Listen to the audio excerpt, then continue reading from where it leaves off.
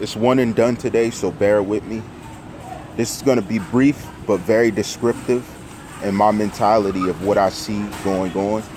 Now, it's funny that all of this happens after his brief run-in with verbal disrespect dealing with the game's manager, Whack 100. I will put that out there. But what's even more disturbing about this situation, why didn't he have protection around him? Why is he rolling around here like he's an ordinary Joe Schmo, but he's throwing money around? Are you so cocky that you think that there'd be no price to pay when you're walking around with 100,000 cash and you're basically being tailed by these same people that you add respect to? You know what I mean? You said those comments. Did you think that they don't have power being in the game as long as they were? Have as much clout being, let's say, as scripted and strengthened as we've seen many different coalitions that have come out of a hood setting? You thought it was going to be sweet, is what I'm trying to say. You thought it was sweet like that to not have protection. Now, I'm going to slide over to another understanding. We just saw XxTentacion. He wasn't kidnapped, but he was alone and he was assaulted. And the robbery ended in murder. Whereas we've seen many trends going on with 6ix9ine getting in beefs with different people.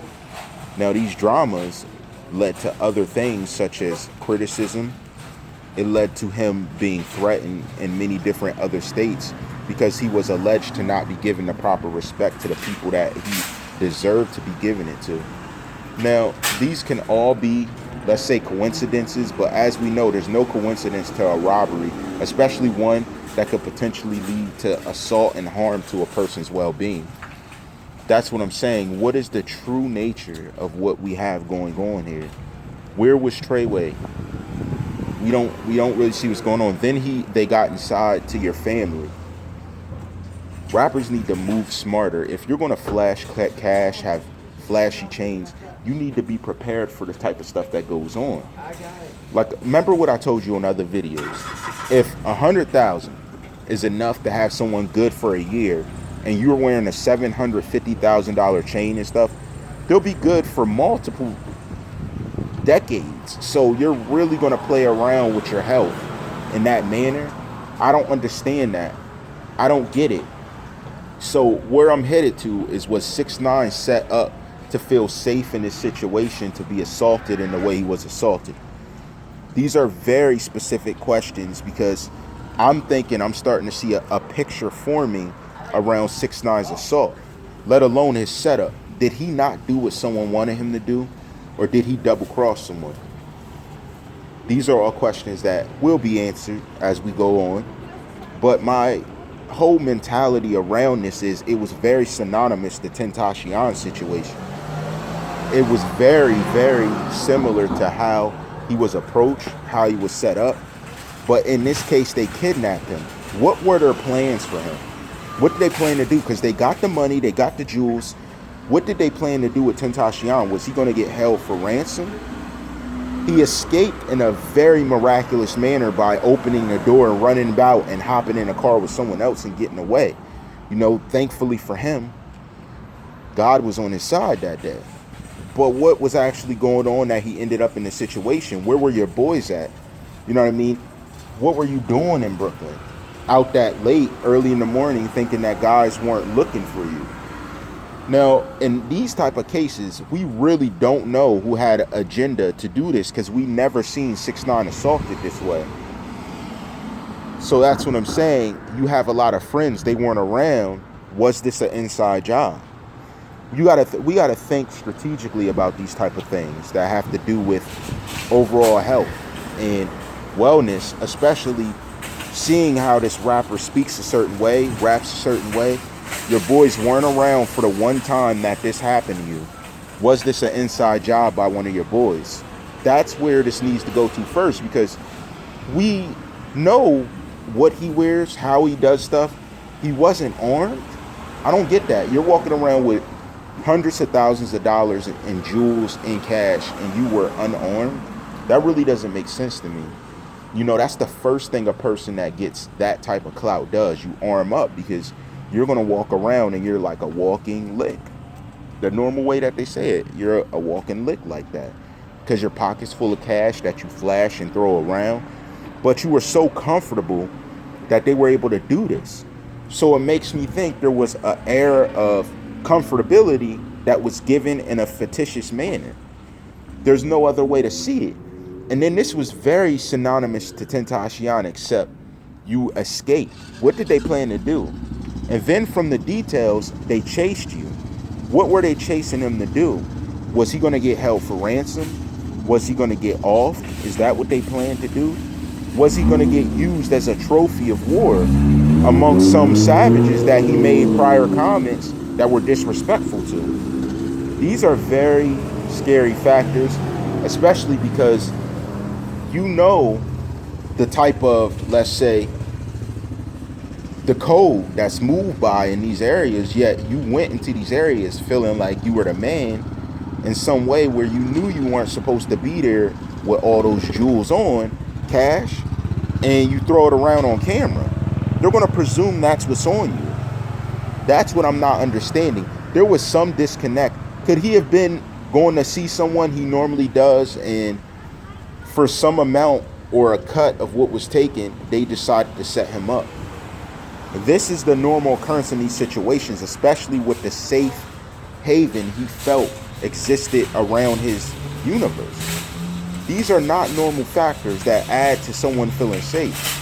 These actually aren't even normal factors that lead to a superstar feeling like they can do something of this nature.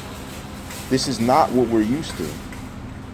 This is not what we're used to. So now everyone's making the same type of mistakes as superstars. Who's going to educate this younger generation of stardom?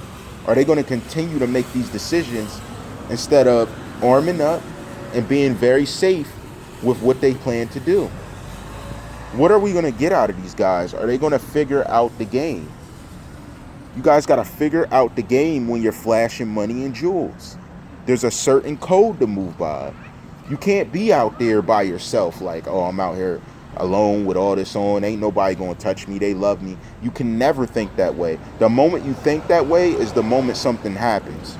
For every star, you need to learn the code. There's a code to these things, especially with the beef you recently took up on Twitter, verbally dealing with Whack 100. Now, I will say the game gave him credit, and I mean Tentacion credit.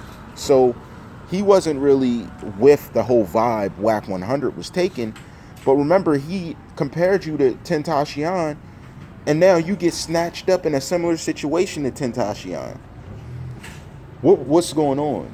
You know what I mean? And God bless Tentacion because he didn't make it through, but you made it out in a situation with quick thinking, which is good on your part. So from here on, when you get better, when things get together, you need to be ready. You need to prepare yourself. You can't be riding around unarmed, number one. Number two, you can't be moving around with those jewels on and your pocket full of that much cash without the proper support.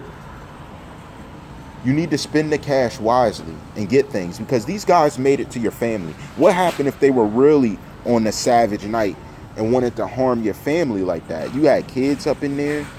You had all those chains and cash you were throwing around on all those videos. It just didn't make sense. It's not the proper etiquette to take when you're moving that way. There's a certain etiquette to move when your pocket's full of cash and your jewels are on your neck. And you know this. You should know this. You've been in the game long enough. This is not an excuse. There's no excuse to this. You should know the code and you move properly.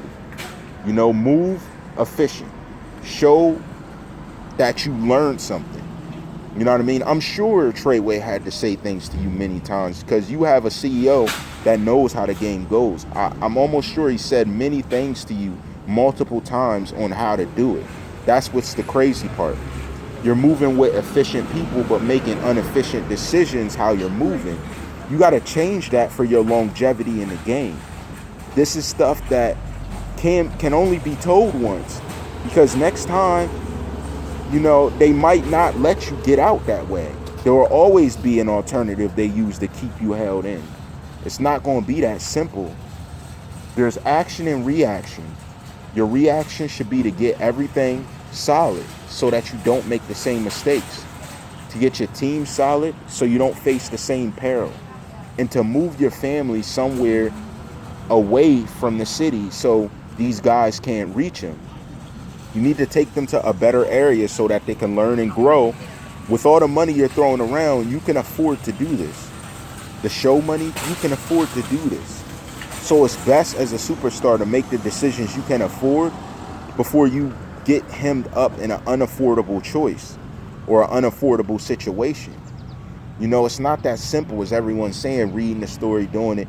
It was probably an era of truth that was made false because he thought he was safe, but he really wasn't safe.